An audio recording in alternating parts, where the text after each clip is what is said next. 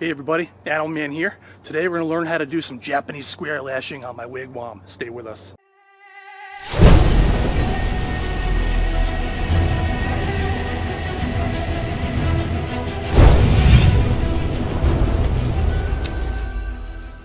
So I've been working hard sporadically on this wigwam, a few hours here, a few hours there. I've got several videos already on building my wigwam, so check that out. But I'm going to show you guys how I actually lash this guy together. And this is a lashing technique called Japanese square lashing. And you know, I learned lashing as a Cub Scout and that sort of thing, and I practice it in the backyard building forts. But I've happened across this technique, and by far this is so much quicker, so much easier, so much stronger than other conventional, more conventional lashing techniques. So I'm going to teach you this, and it'll save you tons of time, and it's just a great technique to know. And this is my go-to now. This is the only lashing technique that I use now. So that's how much I like it, just to give you guys an idea. So we're going to zoom in, and I'm going to take this lash out to show you how I do it. All right, guys, so I'm going to remove this one. All right, so I've got this ready to go. I'm going to be using jute twine because I like to make this look as natural as I can.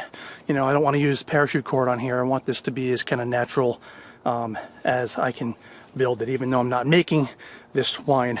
I know how to make twine like that, so that would just be a waste of time. I've already practiced that. So here's what we're going to do. I've taught this to hundreds of students, and the main thing that people get wrong when they're trying to lash is they try to go in like an X. They go crisscross like this, okay, and then they're going to go like this, and they make it like an X. Okay, so you see the rope is making an X like that and like that. That's wrong. What you need to think is you want the most amount of friction to be on this and this. And the way you do that is not by making an X, it's by wrapping around each of these as many times as you can. All right? So we don't want to make an X. And once people understand that, it's a lot more simple. The other thing in normal lashing is you start with the end of the rope, leave a little bit so you can tie it later on, and then sometimes you would do like a little half hitch around there, okay? And then you start wrapping the rope, and you have to use the whole long rope.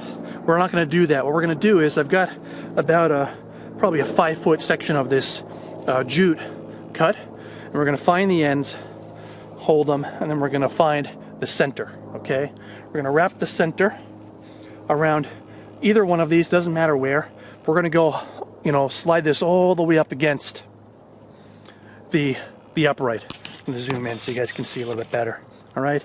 So we're going to find the center of this rope, make a little loop, slide it all the way over so it's against it.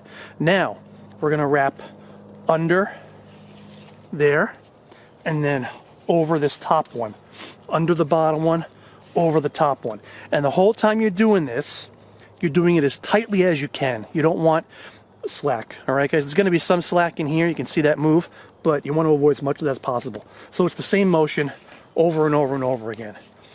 Over, under. Okay, and now when you've got probably about a little over a foot left, we're going to do something different now. Here's what we're going to do. So if you look at this, see how that moves? There's a little bit of slack there. So we've got a lot of friction, a lot of rope here, a lot of rope there, a lot of rope on the bottom, okay? But there's still slack. So now what we're going to do is called frapping. And I don't mean like a frappe or a frappuccino or mocha frappa crappa, whatever you like to drink. Frapping, okay? So what that is we're going to wrap around a different way, different technique now, and we're going to get all the slack out of this, okay? So now we're not going to use this as one rope anymore. Now we're going to separate it into two.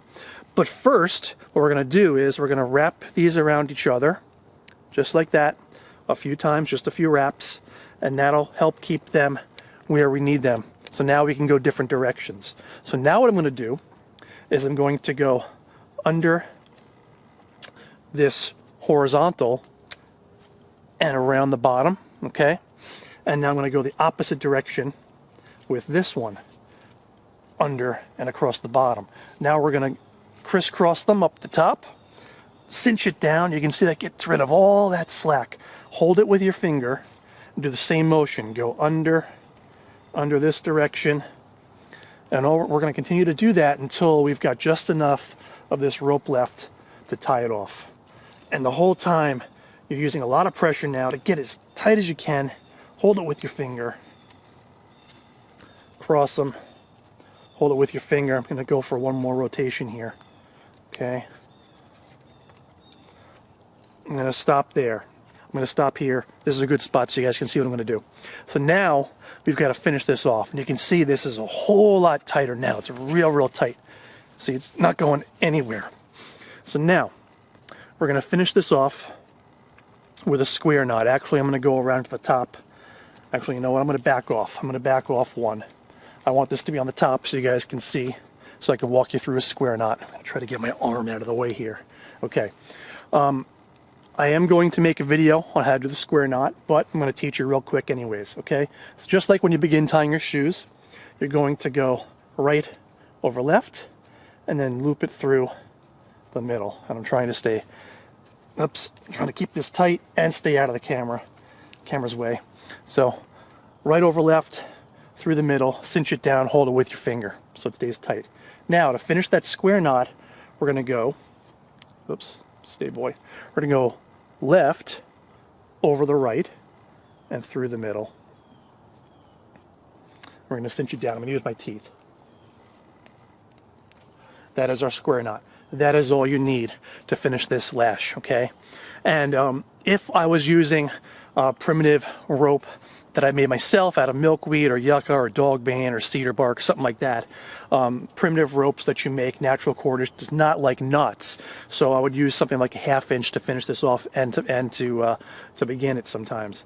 But with this, this stuff is strong enough that I don't need to, okay? Now, look at how strong, I can't even move that at all. I'm gonna try to go sideways. I can't budge it. All right, guys? So that is how you do it, Japanese square lashing. And once you practice this a few times, you can do it real quick. You can do one of these, you should be able to do that in less than a minute. All right? Hope you enjoyed this video. Thanks very much for watching. If you haven't yet, please subscribe to Animal Man Survivor. See you again soon with another video, guys. And hey, guys, I've got a Patreon channel. If you guys want to help support my work, please check that out. Become a patron. It's just $1 a month. And all of my YouTube videos get posted on there at least one day early, and they're all ad-free on there. Might I add, they're not monetized on there. Also, I have lots of content that I just post to Patreon. As a matter of fact, I'm going to be posting all of my best stuff. All of my most in-depth, cool stuff is going right on there just for patrons. So check that out, guys. I'll put a link in the description. Thanks for watching this.